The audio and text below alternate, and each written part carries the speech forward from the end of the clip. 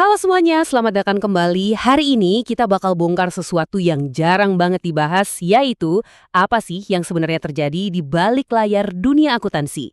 Kita akan mengungkap strategi-strategi tersembunyi yang mengubah angka menjadi alat yang, luar biasa kuat. Oke, kita mulai dari pertanyaan ini deh. Kalau dipikir-pikir kan akuntansi itu katanya cuma matematika ya. Objektif, pasti. Tapi kalau emang sesimpel itu, kenapa perusahaan rela keluar jutaan dolar cuma buat melawan aturan akuntansi yang baru? Jawabannya bakal mengubah total cara Anda melihat laporan keuangan. Selama ini kan kita diajarin kalau akuntansi itu ya papan skor yang jujur, tapi kenyataannya jauh dari itu. Ini lebih mirip arena pertarungan strategis. Bukan cuma soal ikutin aturan, tapi soal memilih aturan yang tepat buat menceritakan sebuah kisah. Dan setiap pilihan dalam kisah itu punya konsekuensi yang gede banget. Nah, buat ngebongkar rahasia ini, kita harus kenal dulu sama satu konsep inti yang disebut konsekuensi ekonomi. Inilah yang jadi alasan kenapa pilihan-pilihan dalam akuntansi itu jadi penting banget. Intinya tuh gini, perubahan metode akuntansi, bahkan yang kelihatannya nggak ngaruh ke duit kas yang masuk atau keluar, ternyata dampaknya besar. Kok bisa?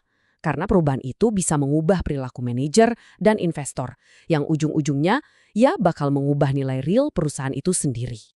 Pandangan ini tuh langsung nabrak teori lama yang bilang kalau pasar itu terlalu pinter buat dikelabui sama sekedar metode akuntansi. Pandangan konsekuensi ekonomi justru bilang sebaliknya. Pilihan akuntansi itu penting banget karena mempengaruhi keputusan nyata yang diambil oleh orang-orang di dalam perusahaan. Nah, ini dia efek dominonya.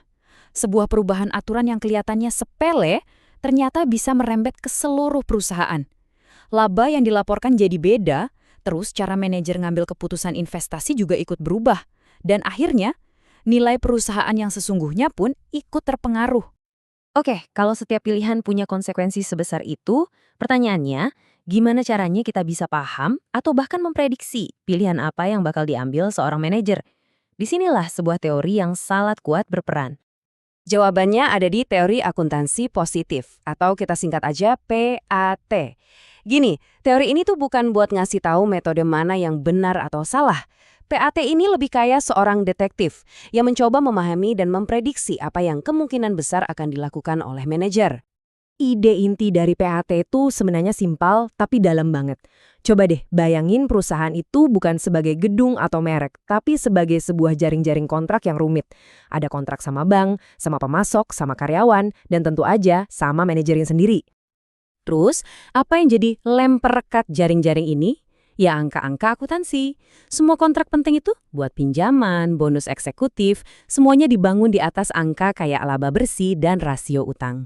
Ini yang bikin angka akuntansi jadi semacam medan pertempuran utama di dalam perusahaan.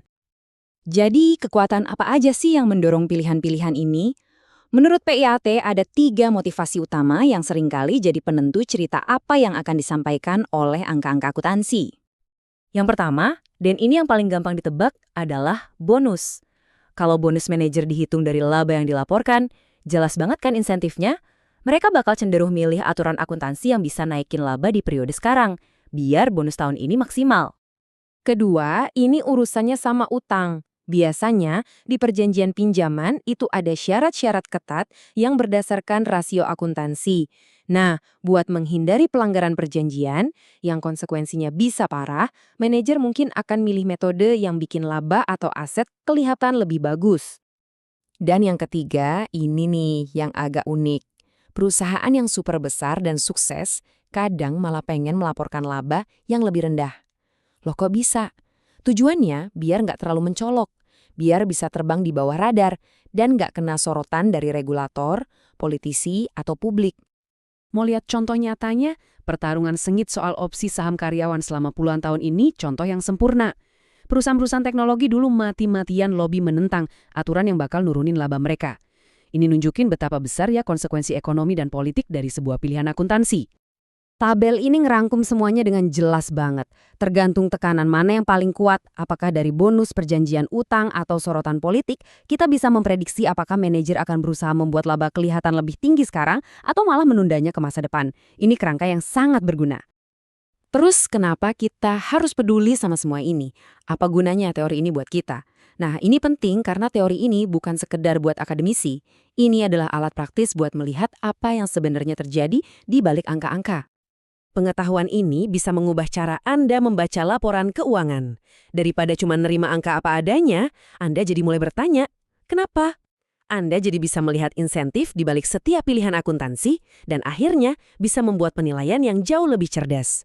Nggak peduli Anda seorang investor, karyawan, atau sekedar orang yang penasaran sama dunia bisnis. Oke, ini pertanyaan penutup buat kita semua. Lain kali Anda melihat laporan laba rugi sebuah perusahaan, jangan cuma bertanya berapa angkanya, tapi coba tanyakan pada diri sendiri. Kisah apa yang sedang coba diceritakan oleh angka-angka ini? Karena disitulah letak pemahaman yang sesungguhnya.